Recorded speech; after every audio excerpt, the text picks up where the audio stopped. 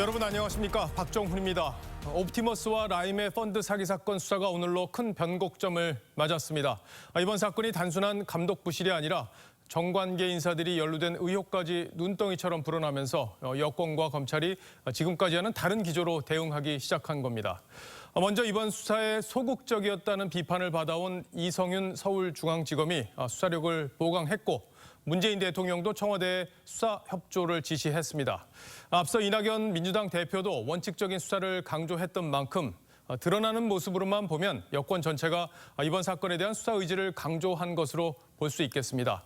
하지만 검찰 진술에서 정재계 인사들의 실명까지 나온 뒤에도 검찰이 소환도 하지 않았다는 걸 감안한다면 이번 조치가 여론 무마용으로 흐를 가능성도 배제할 수는 없습니다. 이런 연장선상에서 저희가 오늘 의미 있는 사실을 한 가지 파악했습니다. 지난 6월 옵티머스에 대한 검찰 수사가 시작되기 한 달 전 옵티머스 경영진이 휴대전화와 컴퓨터 하드디스크를 교체했다는 진술을 검찰이 확보한 것으로 확인됐습니다.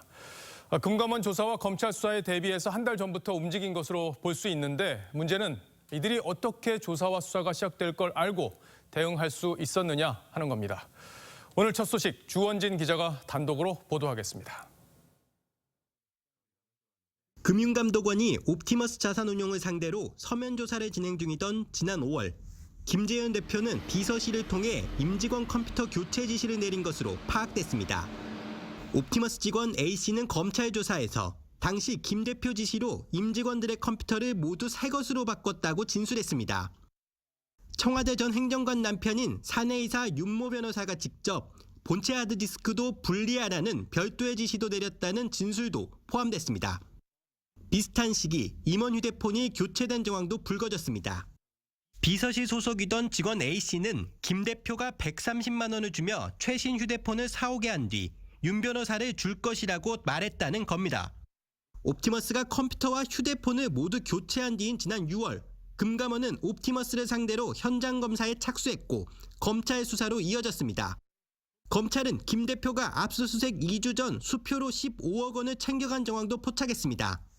법조계 일각에서는 옵티머스 측이 금감원의 현장 실사와 검찰의 강제 수사를 예상할 수 있었던 배경도 수사 대상에 포함돼야 한다고 지적했습니다. TV조선 주원진입니다.